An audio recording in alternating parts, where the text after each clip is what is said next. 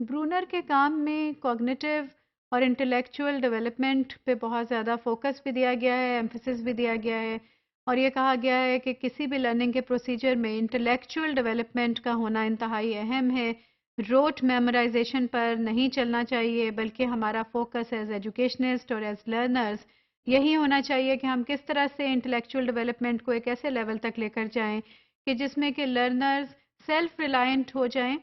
वो अपनी certain life में जजमेंट्स को ड्रॉ करने के काबिल हो जाएं और सेल्फ रिलायंट हों, लेकिन सेल्फ रिलायंट होने के साथ साथ वो एक बहुत अच्छे टीम वर्कर भी हों। वो सोसाइटी में और अपने हमअसर लोगों के साथ वो बहुत अच्छे से इंटरेक्शन भी कर सकें, उनके लिए भी प्रॉब्लम सॉल्विंग सॉल्वर्स बन सकें और कलेक्टिवली भी वो प्रॉब्लम सॉल्विंग की अहलियत रखते हों। सो सिर्फ प्रॉब्लम्स का मतलब आय वाली प्रॉब्लम्स नहीं है कि जो आपकी अपनी ज़ात को इफ़ेक्ट कर रही हैं। It goes from individual level to collective level, जो कि एक सोसाइटियल या एक होल वर्ल्ड अप्रोच पे चलता है। So it can be individual to global.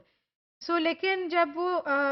Intellectual development की बात करते हैं तो इट्स इम्पॉर्टेंट कि हम उसकी स्टेजेस ऑफ रिप्रेजेंटेशन को समझें कि इंटेलेक्चुअल डेवलपमेंट में किसी भी इंफॉर्मेशन को, किसी भी तरह के डेटा को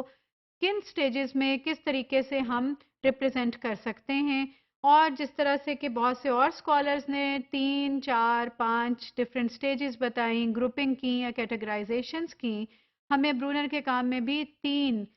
तरह की स्टेजेस नज़र आती हैं, जिसके ज़रिए से कि वो इंटेलेक्चुअल डेवलपमेंट के काम को एनहांस या उसको हाईलाइट करते हैं कि ये सारा का सारा प्रोसीजर क्यों कर चल सकता है और कैसे होगा। और वो 3 स्टेजेस में पहले नंबर पे एनेक्टिव अप्रोच या एनेक्टिव स्टेज है, फिर आइकॉनिक है एंड देन सिंबॉलिक है। एनेक्टिव अप्रोच या इनकी किसी की भी डिटेल में जाने से पहले एक छोटा सा सवाल जहन में उभरता है कि क्या ये अप्रोचेस भी एज स्पेसिफिक हैं, क्योंकि हमने ये समझते हैं कि ये डिस्कवरी जो मॉडल है लर्निंग का, ये अप्रोच है, इसका ताल्लुक नज़र आता है कॉग्निटिविज्म से, कंस्ट्रक्टिविज्म से। तो कॉग्निटिविज्म में या उसमें इब्तदाई जो काम है जो पियाजे का है, जो स्टेज थ्योरी पे चलते हैं, स्टेज डेवलपमेंट पे चलते हैं, फेजेस पे चलते हैं, उसका एज स्पेसिफिक बहुत ज़्यादा एम्फेसिस है। तो क्या इस थ्योरी का भी बहुत ज़्यादा ताल्लुक सर्टन एज ग्रुप से कि बस ये अमल यही होगा और इससे आगे नहीं हो सकता, या ये वेरिएबल है?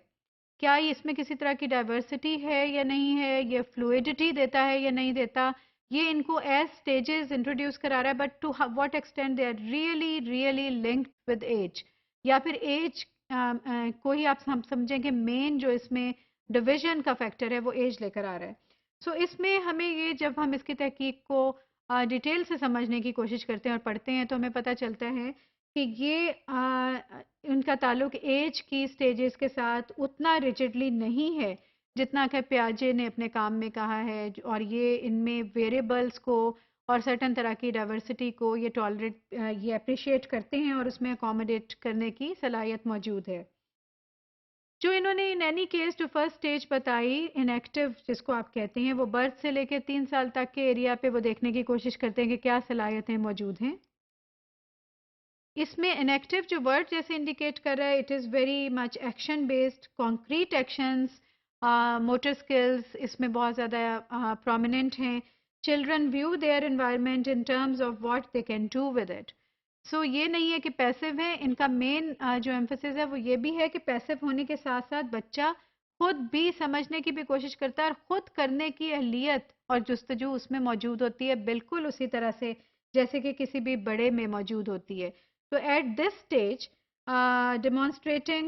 to a child is most effective and child will better show than tell. तो किसी भी बच्चे को करके दिखाना ज़्यादा इफेक्टिव है बनिस्बत इसके कि आप उसे बहुत वर्बल लंबी सी एक कम्युनिकेशन के ज़रिए से इंस्ट्रक्शन दें। इट्स बेटर कि आप छोटे जुमलों में स्टेप बाय स्टेप कोई एक्शन करें एंड यू विल फाइंड कि चाइल्ड इज़ फॉलोइंग यू। फिर इसी तरह इसमें एन एक्टिव अप्रोच में ही एक्शन बेस्ड, जिसको कॉन्क्रीट के नाम से भी समझा जाता है, knowledge is stored mainly in the form of motor responses. जो आपकी हाई लेवल जो मस्कुलर मूवमेंट है और जो इंगेजमेंट है वो इसमें देखने को मिलती है। और ये बच्चों के साथ साथ बड़ों की स्टेज पर भी डिफरेंट तरह की एक्टिविटीज़ बड़े ऐसे डिज़ाइन करते हैं कि वो बच्चों में भी वो डेवलप करें, जिसमें उनके डिफरेंट मसल्स और डिफरेंट मोटर स्किल्स डेवलप हो रही हैं और वो खुद भी उसी इंगेजमेंट के प्रोसेस से गुजर सकते हैं।